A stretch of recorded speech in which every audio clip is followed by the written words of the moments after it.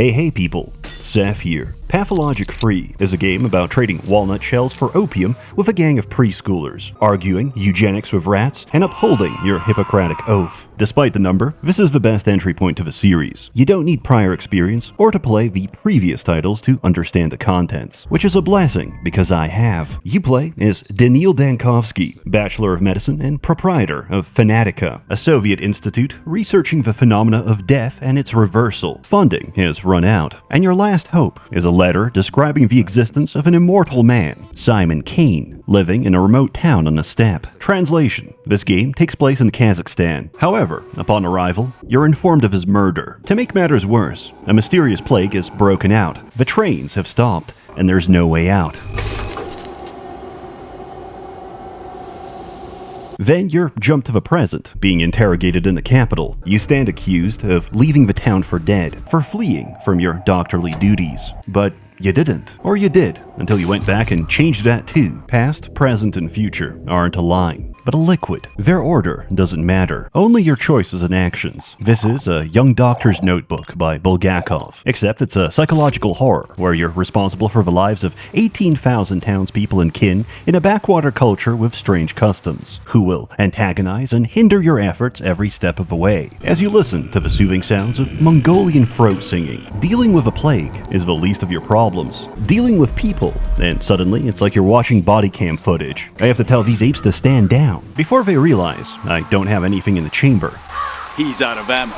Or do I? And all this while you deal with the greatest problem: yourself. With his glass bones and paper skin, Daniil has the constitution of a hummingbird. A little too much excitement, he becomes manic, and his tiny heart just can't keep up. But if an orphan calls him Unk and says he's getting a Norwood 7 in the next 4 years, he begins to load his suicide revolver. To summarize our protagonist's entire ethos: if you bully me, I'll kill myself. Every moment is a battle against apathy. Get a little too sad, upset, or annoyed, and suddenly you're fighting intrusive thoughts with a gun in your mouth. But death is the beginning. Our failures on the 5th marked the end, and we're not satisfied with the conclusion, so we're going to rewrite the whole thing. Time is essential, precious, and fleeting, until we wind the clocks back and realize each day is infinite. After all, the cathedral generates time. How can we ever run out? Each day is a set of impossible tasks. To succeed in one means to fail the rest. For example, one of my last remaining leads is currently being buried alive. If I don't dig him out, he'll suffocate in a few hours. But if I do, I'll miss the distribution of contaminated spring water and the diagnosis of several key patients. So I hold on to my success and shatter my failures. The day repeats, and to the testimony of all witnesses, Dankovsky was here. Mirrors steal your time and reflection, so be sure to break any you see. As a physician, diagnosis makes for one of the most interesting and frustrating aspects of your job. That's because, more often than not, a patient is lying to you, to themselves, or both at the same time. We begin with what we can trust: physical examination and microscopic biopsy analysis. From there, we question the patient, investigate their surroundings, and get secondhand information from friends and family. And if they don't have any of those, we ask the homeless. Each time you tick off a symptom, your casebook draws closer to a likely conclusion. Sometimes the obvious answer is a red herring, and you have to dig deeper for the truth. Symptoms may be present and unrelated, dormant or absent, depending on the progression of disease. Correct diagnosis is critical, as it lets us formulate a provisional vaccine for the day. This isn't the first time the town has dealt with a plague. 5 years ago, the sand pest made its first appearance, which was swiftly contained by a quarantine and burning everyone alive. Unfortunately, the town physician responsible for containing the epidemic, Isidor Burach, has also been murdered on the exact same day as Simon. However, we aren't entirely defenseless. We brought an experimental prototype from a capital, a device that manipulates air pressure to disperse microbial particles. Hold down, charge, and release. Essentially, this is an industrial aerosol disinfectant, but we're in the middle of nowhere, so we have to settle for loading it with digestive bile from a cow's liver.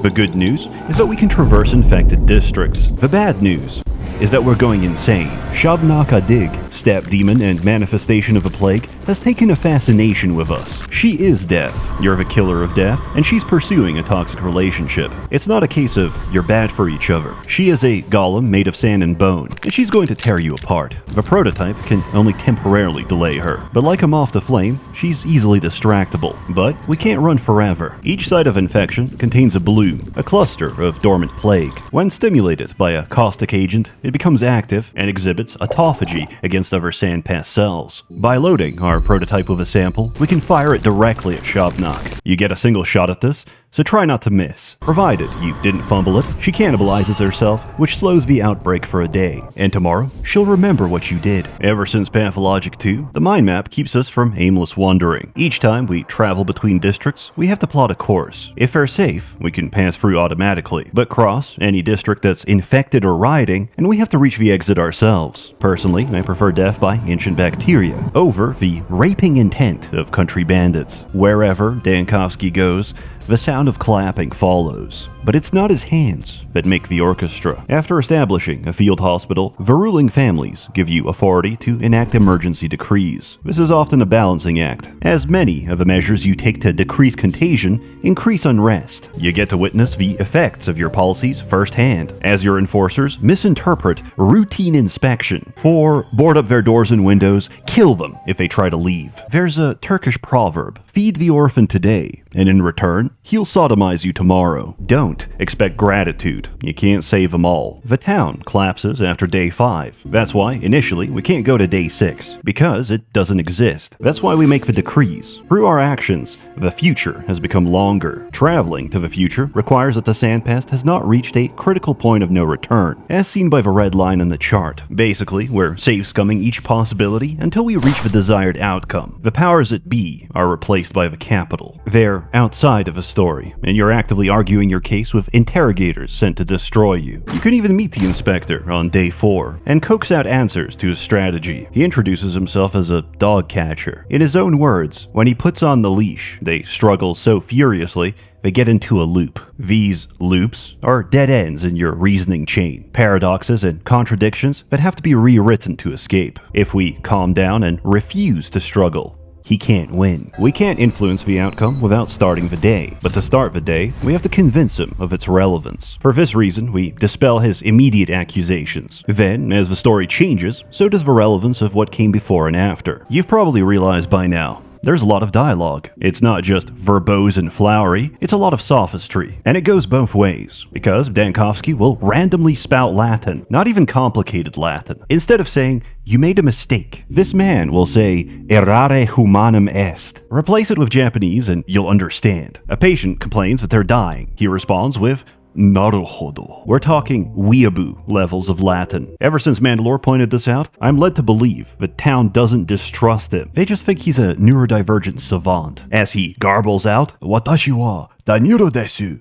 Ikuzo!" to a group of blank-faced schoolchildren. On the other hand, this is a man who runs around town like Sonic the Hedgehog while scoping out trash with his Witcher vision, which he stores inside clocks for safekeeping. The signs were already there. We simply ignored the diagnosis. I could spoil the entire plot of a series and lay out every detail, and you would come back just as confused. Without knowing, there's no understanding. Thus, I don't need you to understand my actions. The mother of all weapons. Brighter than the sun.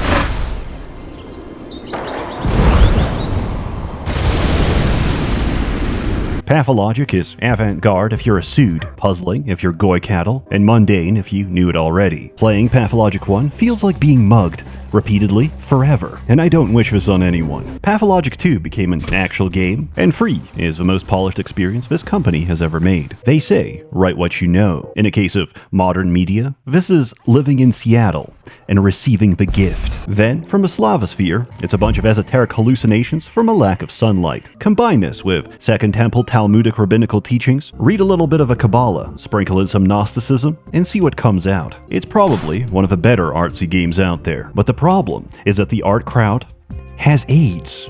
and wants a walking simulator with no difficulty, so they can write a 5-hour video essay about how Olgimsky is fat and lives in the gut district, and his large, matronly body is a metaphor for, like, consumption. The difficulty sneaks up on you. Amalgam isn't infinite, and like menopause, you'll eventually run dry. Each day has a finite set of temporal resources that can't be brought over. However, nicotine tolerance is permanent, as your 6mg menthol Zins will gradually lose their potency. Being outside of time has its consequences, because the drugs are wearing off. There's some rough edges, which I'm told they're working on. The UI isn't final. Quick slots break, some voiceovers and text strings are missing, and once I talked to an NPC and got jump scared by Cyrillic. In summary, philosophers need to be sent to a foreign penal colony where they can't bother the rest of us. I thoroughly recommend it. The game is available on Steam with a 20% launch discount, and for the rest, just watch my other videos.